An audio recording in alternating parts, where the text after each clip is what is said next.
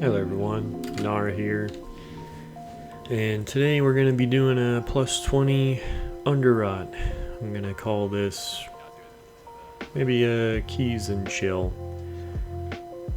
I think there's enough explanations out there on YouTube to kind of sit there and watch players more experienced than me and have a better understanding of all the mechanics and stuff of all the dungeons and whatnot. It would be cool to kind of just have the gameplay running, just so there's kind of something in the background while I drone on about stuff. But playing a prop paladin, I got a ret paladin and a holy priest with me and a 3-stack here. The two randoms were together. We got lucky on the last dungeon. I think we did a 2-key to Vortex Pinnacle or something like that, and we had another 2-stack with us.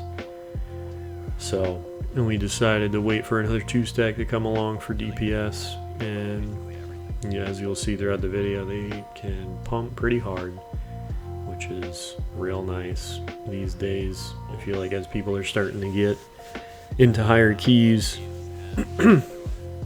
they're not relying so much on other people to carry them, which is very, very good.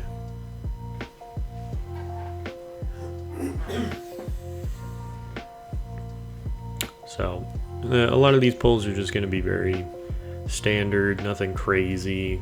We just wanted to do our best to try and time it, but not so much stress if we didn't time it, because we were just more going in for the loot. We didn't think we were going to time it. A lot of people say Underrot's one of the easiest keys to do, so we decided we're going to give it a shot. And I usually DPS higher keys, just because I haven't been so confident in my tanking lately. I think I just had a really bad night last night with tanking. Maybe tanking at 3 a.m.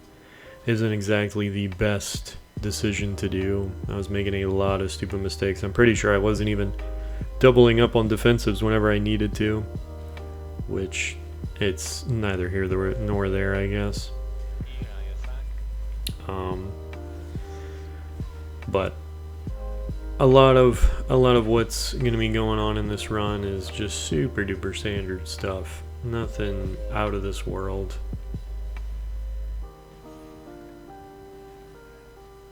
And as we keep going through, we're just gonna try and keep our head on a swivel just in case things do go awry. So far it's pretty smooth. Everyone's doing at least 100k per pull, which is more than enough to time a 20. As a tank, I feel like you just need to really keep track of your healer's mana. I feel like a lot of tanks don't do that sometimes.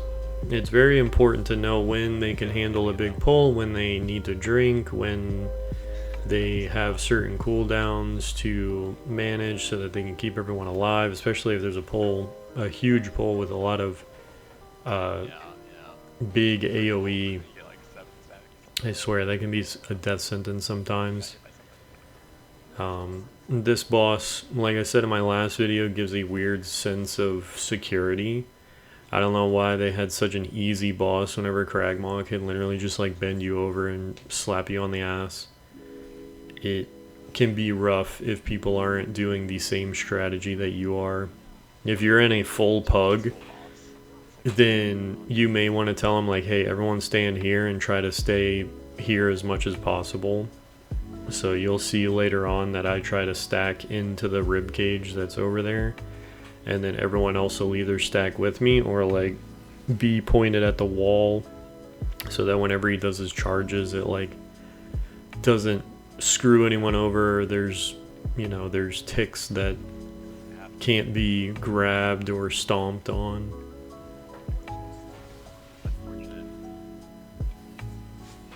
And I feel like having such an easy first boss can almost give some confidence, as well as a sense of security, but it's almost too much of a security blanket, because it's like, what the fuck?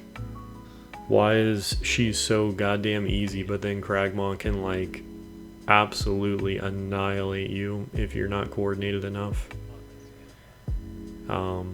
Going forward, I feel like I should have just grabbed those lashers, because I'm pretty sure that's the 4% that I miss at the end. You'll see that I literally end up come up shy about 4%. It's so stupid. And we kill a worm, and the worm only gives 3%. I think I just need to go back into MDI tools or look up a perfect route and try to memorize it as best as I can, because I potentially could have bricked the key if we weren't like a good amount ahead.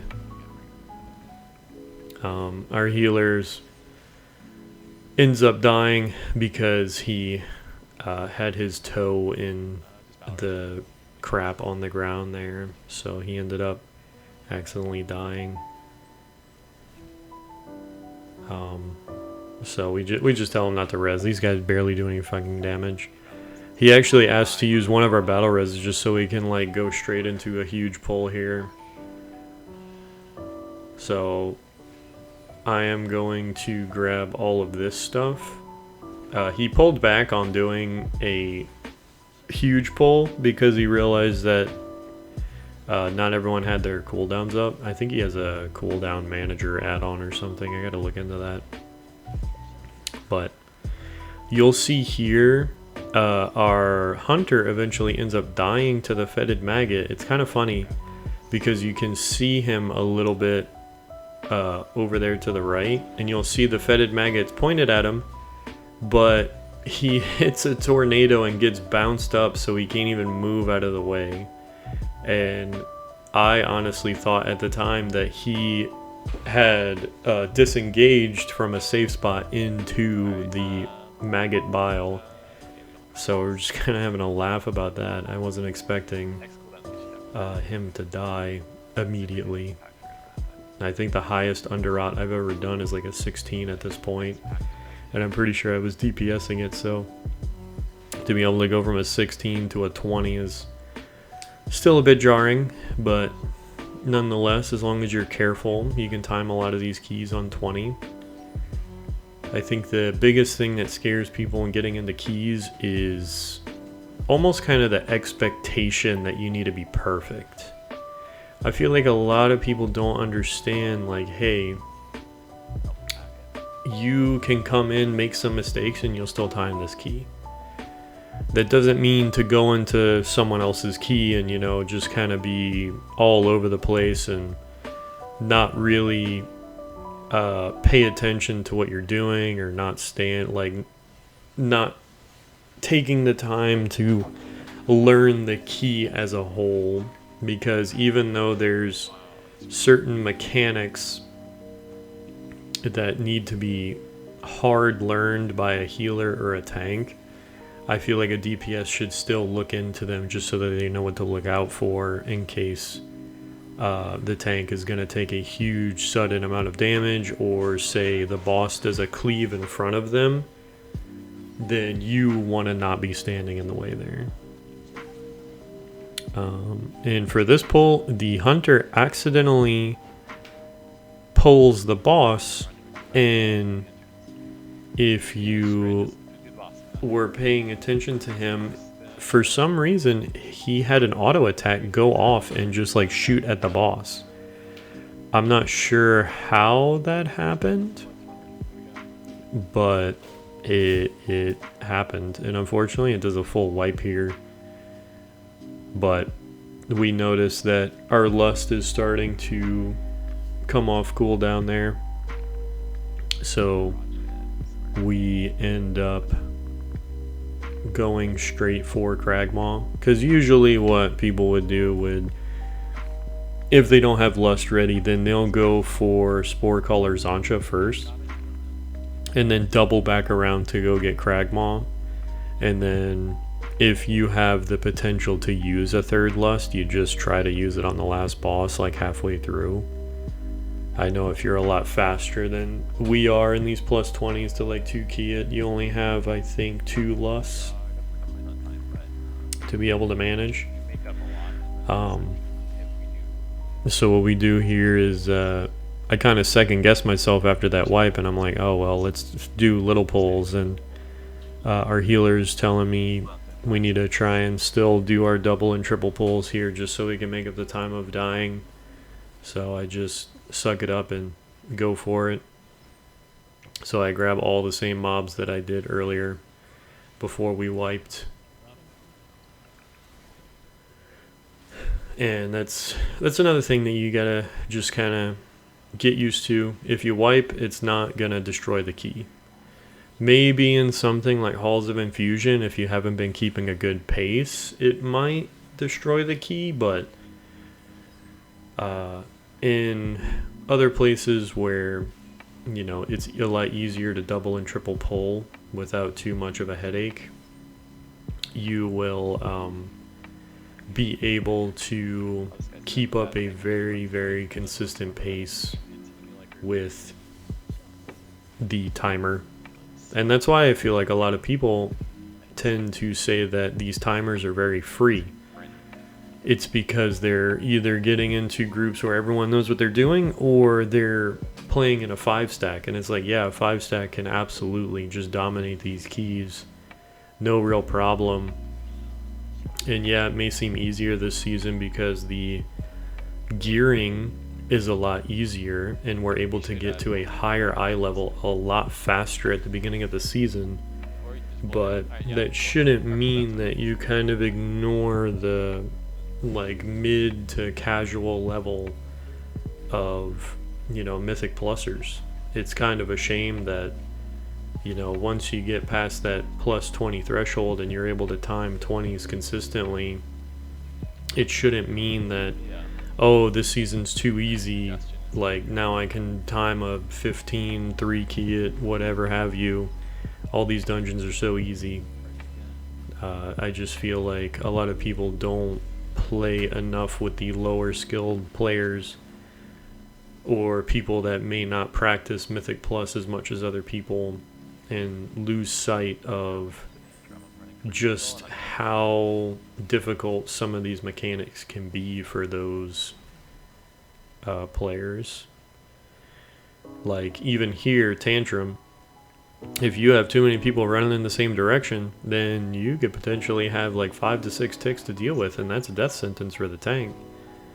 And then if I'm not on comms with the 2 people that I'm with, like, it can be pretty difficult to have them get back to our positions as fast as possible so that we don't have the charge go all the way out into the middle like you just saw. So I just feel like there comes a point where the 1% shouldn't be kind of voicing their opinions towards buffing dungeons or content when it's like, yeah, Underrot's a pretty easy key once everyone understands it, but it still takes a pretty solid amount of coordination and skill to be able to achieve that. I feel like on the last boss especially, or even just this boss right now, like being able to coordinate and have the foresight of like, oh, he's juking left to get these ticks, I should juke right. You know, some people don't think like that. They will kind of try and like beat the other person to the ticks in front of them rather than juking right and getting all of those ticks that no one's stepping on, you know? So it's just kind of a weird situation where you have a lot of these people who almost talk for the casuals, because the people that tend to watch those higher level players are going to be kind of up near the same skill level as them. And, you know, I've seen on subreddits, I've seen on TikTok videos, you know, any kind of social media where people can kind of voice their opinion about how scared they are of doing high Mythic Plus content. Hell, I got people in my guild that are still a bit afraid of doing Mythic Plus because it's so daunting. They feel like one mess up will ruin the key to the point where it's irredeemable, and they will be shunned from the Mythic Plus community if they try to get into other pug keys without, guildies saying like, oh, it's okay, like, don't worry about it, we'll still be able to time it. And I just feel that there's a weird toxicity that can come from people trying to push mid to high level keys. I'd say the toxicity kind of dies out around like keys 18 through 20, but I've still seen some people that will like absolutely shred into you if your DPS isn't there. And it's one thing for you to not test your DPS and where your DPS levels are. That's kind of on you, and to figure out where your skill level is and try to build up from there. So it's understandable that they'd be upset, but it shouldn't mean that the toxicity is so toxic that it makes people never want to step into a high level mythic again and just kind of have their character become stagnant because of that. It's not really fair to them, and it's like, yeah, okay, I've had really bad pugs as well, but that doesn't mean I shit on them. It doesn't mean I sit there and berate them for doing bad. It just is more of like a, hey, like, this key's not going to work out. Does everyone want to either lower it, or do they want to, back out and just call it a night, or do they want to just finish the key for the crest? Even 5 fragments is still a decent amount for finishing it, and if people don't think it's worth their time, then they'll just leave, and you can just kind of leave it at that and accept it as that.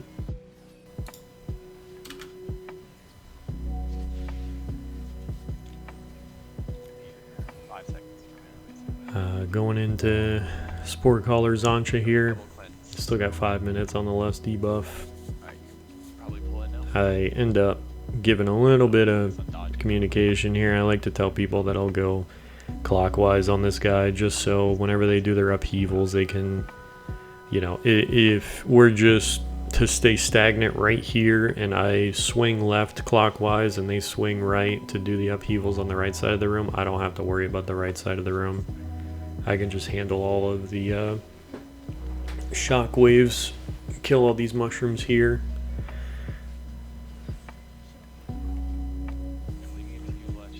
But this is another boss where, you can read the guides all you want, but things don't really tell you that there are little tricks if you have certain people in your party. Like if you have a paladin, as you just saw, the ret paladin there, he bubbled and ate all of those mushrooms. Like, that's not something that can be learned by reading out of the dungeon journal. It has to be played through. And I feel like not a lot of people will sit here and want to, in their words, baby you whenever it comes to these mechanics. That's why I think +2s, anything up to potentially a +9 or a +10 is learning.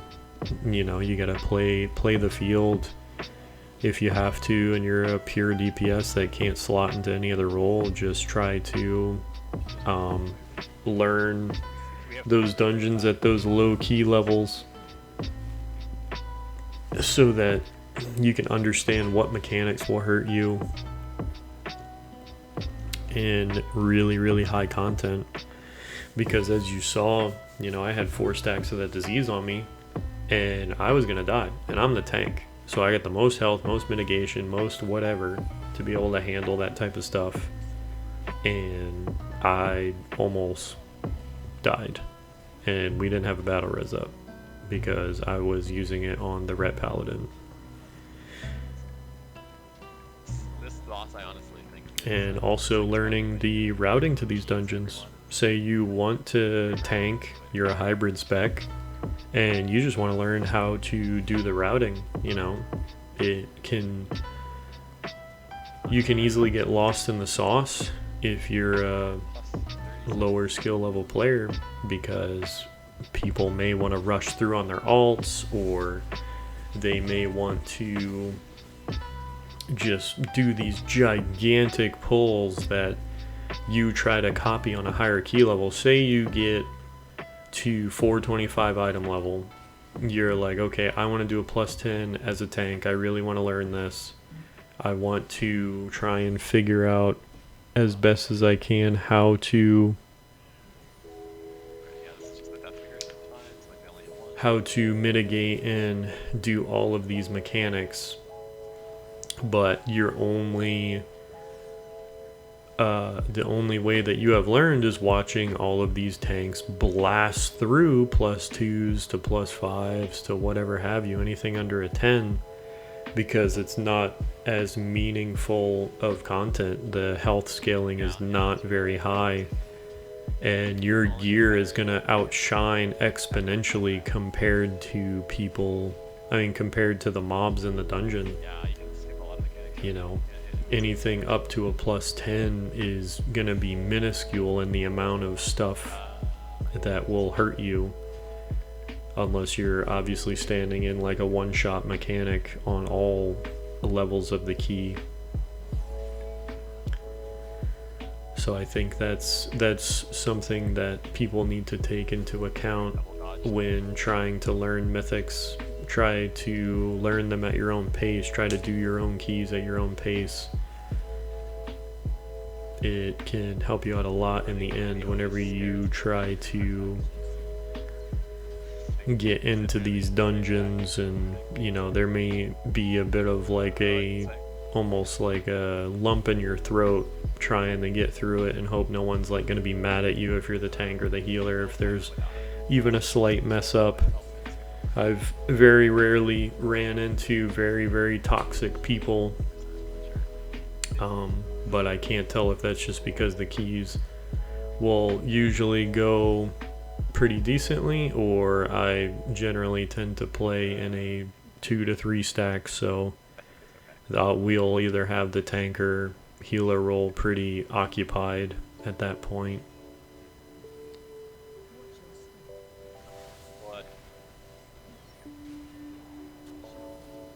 So I guess to sum everything up, for people who are too afraid to get into Mythic Plus, I think you just need to do some exposure therapy. Try to get into as many keys as you can. Try to host your own keys. Whenever I was doing Season 4 of Shadowlands, I only made it to about 1400 IO. Like, I felt very uneasy, uncomfortable. I didn't have a guild to play with. I didn't play with anyone that actively played in the season. And I was terrified on some of the dungeons because of certain mechanics. I didn't look up any guides or whatever. You know, I have like an above average skill level, and I just kind of winged it, or I asked people like, how do I do this? How do I do that? Like, back then, getting into a 15 was probably like one of my highest achievements. Timing a 15 was the world to me. And I generally ended up stopped doing keys because I just felt very uncomfortable. Like, every time I tried to get into a really high key, it was always almost a panic, because it started to get to the point where it's about midway through the season. So if people don't think we're going to time it, they just leave. And, you know, I could have obviously done better to learn everything that I could about the dungeon and all the little, you know, the little situations here or there, what comps work really well in what dungeon, obviously what you can do to improve your own skill level. And at the time, you know, Season 4 Shadowlands prop paladins were pretty unkillable, and you know, I still felt very scared on a lot of the pulls, especially Karazhan. I very rarely wanted to do Karazhan because I felt so uncomfortable in that dungeon, and that's mostly because I either didn't want to do it, or I just didn't look up how to specifically do certain routing or whatever have you. And I'd almost always fail those higher level keys of Karazhan, unfortunately.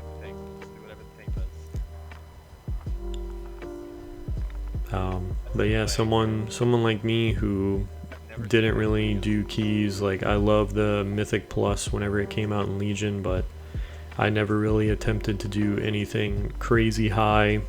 Again, like a 10 to a 15 was a huge achievement for me.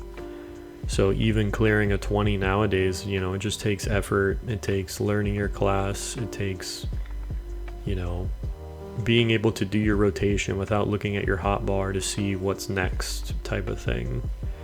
Me being able to know roughly about what cooldown I have to pop what defensives, to do certain things to save the party. Say my healer's about to die and I know there's, you know, a big AoE about to come out and he's at 10% health. I know he's gonna die if this AoE goes off, so I could just lay on hands him and just save him. And you know, a lot of that just takes practice.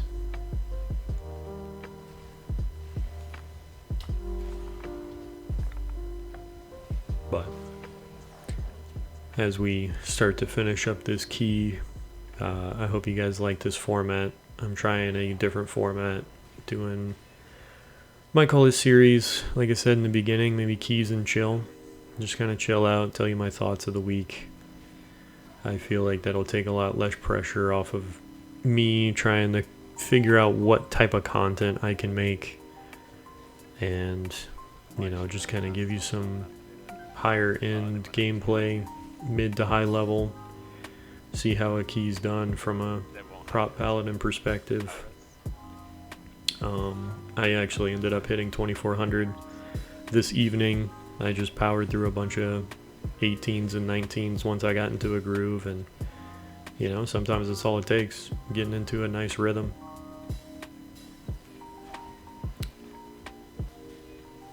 But as I get further and further, I'm thinking about potentially starting a series. I don't know if anyone would be interested, but I'll start posting it.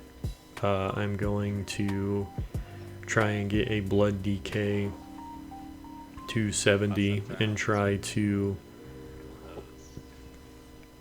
take him fresh 70 all the way to 2k IO, because as is, it's supposedly one of the lesser played tanks of the season.